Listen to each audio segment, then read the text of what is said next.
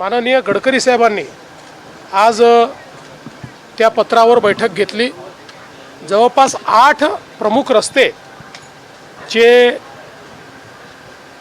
म्हणजे संभाजीनगरकडनं नाशिकला येणारे रस्ते असतील, नागपूरकडनं येणारे रस्ते असतील, धुळ्याकडनं येणारे रस्ते असतील, इकडे गुजरातकडनं येणारे रस्ते असतील, मुंबईकडनं येणारे रस्ते असतील, पारघरकडनं येणारे रस्ते असतील, असे सगळे जे रस्ते आहेत की ज्याचा जास्तीत जास्त उपयोग हा कुंभच्या काळामध्ये होणार आहे।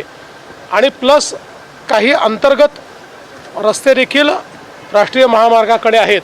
अशा सगळ्या रस्त्यांच्या विकासाच्या संदर्भात आज ही बैठक झालेली आहे आणि माननीय गडकरी साहेबांनी जवळपास या सगळ्या रस्त्यांना तत्वतः आज मान्यता दिलेली आहे। लवकरच त्याचा DPR करून त्याला निधी उपलब्ध करून देण्यात येईल आणि ते काम देखील पूर्ण करण्यात येईल।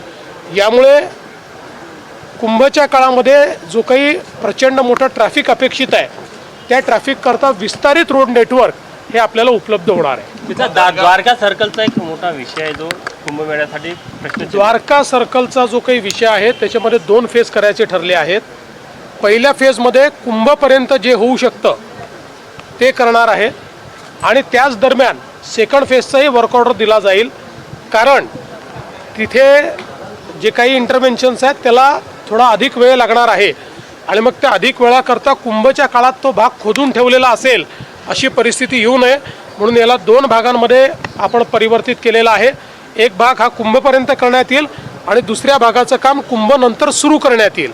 यासोबत नाशिक रिंग रोडचा देखील विषय आज मंजूर झालेला आहे। हो, कुंभ म्हणजे नाशिक आणि त्र्यंबक या 2 ठिकाणी तिथे भाविक जातात, त्यामुळे त्या दरम्यानचा रोडचा एक विषय आहे। नाशिक आणि त्र्यंबक हा जो रस्ता आहे याचंही काम जे आहे ते आम्ही पूर्ण करतो आहोत। विशेषतः काही ठिकाणी आता आपण 6 लेनचा रोड करतो आणि पलीकडे 4 लेनचाच रोड होता, तोही 6 लेनचा करण्याची आता गडकरी साहेबांनी मान्यता दिली आहे।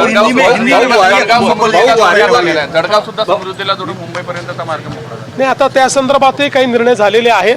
मोठ्या प्रमाणात हे रोड नेटवर्क आता तयार करतो आहे। आज जो 2027 में नासिक और त्र्यंबकेश्वर में महाकुंभ होने वाला है उसके रास्तों का नेटवर्क तैयार हो, इस दृष्टि से मैंने राष्ट्रीय महामार्ग बनाने के लिए प्रधानमंत्री जी को चिट्ठी लिखी थी और आज उसी के चलते हमारे देश के जो रास्तों के मंत्री हैं आदरणीय नितिन गडकरी जी, इन्होंने नागपुर में बैठक ली और इस बैठक में 8-9 रास्तों की हमने मांग की थी, वो सारे रास्ते उन्होंने मंजूर किए हैं, जिसमें रिंग रोड भी है, त्र्यंबकेश्वर को जाने वाला रास्ता भी है और 6 तरफ से नासिक की ओर रास्ते आते हैं।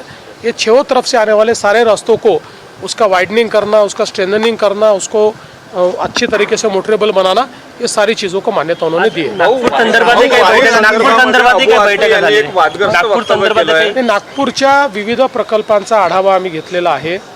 विशेषतः जो जायका फंडेड नाग नदीचा प्रोजेक्ट आहे ज्याच्यातनं STP आपल्याला तयार करायचे आहेत, त्याच्या जागांचा विषय असेल, इथल्या अंडरग्राऊंड ज्या वीज वाहिन्या करायच्या आहेत त्याचा विषय असेल, इथे आपल्याला जे खाजगी बसेस आहेत त्यांच्याकरता बाहेर जी वाहनतळं करायची आहेत ते विषय असतील, अशा अनेक विषयांच्या संदर्भात बैठक घेऊन निर्णय केले। वारी संदर्भामध्ये अबू आझमी यांनी एक वादग्रस्त वक्तव्य केलं की हिंदूंचे सण असतात तेव्हा रस्त्यावर गर्दी झाली, त्याला मुसलमान विरोध करत नाही पण मुसलमानांच्या नमाजला मात्र विरोध केला जातो, तक्रारी दिल्या। मला असं वाटतं की अबू आझमी यांना वादग्रस्त विधानं करण्याचा शौक आहे, कारण त्यांना असं वाटतं की वादग्रस्त विधानं केलं की प्रसिद्धी जास्त मिळते, त्यामुळे मी त्यांना प्रसिद्धीच्या लायक समजत नाही, म्हणून असल्या फालतू गोष्टीला मी उत्तर देणार नाही। राहुल गांधी ने मेक इन इंडिया पे सवाल उठाए हैं कि हम सिर्फ असेंबल करते और चीज कमाते हैं। राहुल गांधी जी को न मेक इन इंडिया मालूम है, न हमारे देश में क्या बनता है ये मालूम है। शायद राहुल गांधी जी को ये भी मालूम नहीं होगा कि जब तक उनकी सरकार थी तो भारत की अर्थव्यवस्था दुनिया की 11वीं अर्थव्यवस्था थी और मोदी जी ने 10 साल में भारत को दुनिया की 4थी सबसे बड़ी अर्थव्यवस्था बनाया है और आने वाले 2 सालों में दुनिया की 3री सबसे बड़ी अर्थव्यवस्था हम बनने जा रहे हैं। राहुल गांधी जी होमवर्क करें। बहुत थैंक यू। दरम्यान आपण बघितलं मुख्यमंत्री देवेंद्र फडणवीस बोलत होते आणि त्यांनी नाशिक त्र्यंबकेश्वर रस्ता लवकरच पूर्ण होणार असं आश्वासन दिलेलं आहे. सोबतच द्वारका सर्कलचं काम 2 फेजमध्ये होणार आहे, एक कुंभमेळ्यापर्यंत आणि दुसरं कुंभमेळ्यानंतर. आणि कुंभमेळ्यासाठी 8 प्रमुख रस्त्यांबाबत सुद्धा चर्चा करण्यात आलेली आहे. या क्षणाची एक मोठी आणि महत्वाची बातमी. सोबतच अबू आझमींवर त्यांनी टीका केलेली आहे. अबू आझमींना प्रसिद्धीचा शौक असल्याचं मुख्यमंत्री म्हणालेले आहेत. तर अर्थव्यवस्थेबाबत राहुल गांधींनी होमवर्क करावा अशी टीका देखील त्यांनी राहुल गांधींवर केली.